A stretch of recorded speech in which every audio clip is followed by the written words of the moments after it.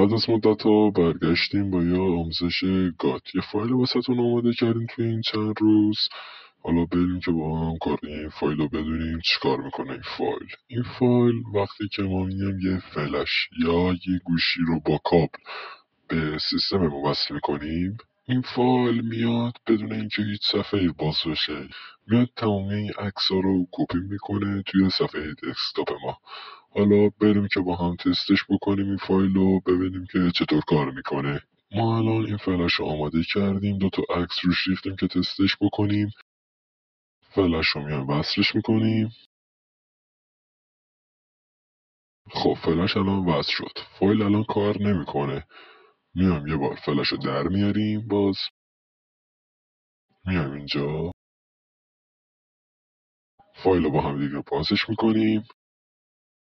الان فایل باز شد بدون اینکه هیچ صفحه‌ای به من نشون بده.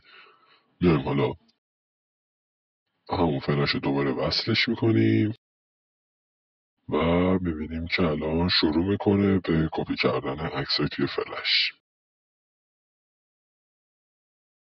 بریم که عکس‌ها رو با هم ببینیم. این که میبینین از هر عکسی چند تا داره کپی میکنه، به خاطر اینه که این میاد هر چند ثانیه بار توی فلش رو میگرده و عکس‌ها رو واسه ما کپی میکنه. بریم که الان با هم عکس‌ها رو ببینیم. این 2 تا عکسی بود که من آماده کرده بودم واسه تست این فایل.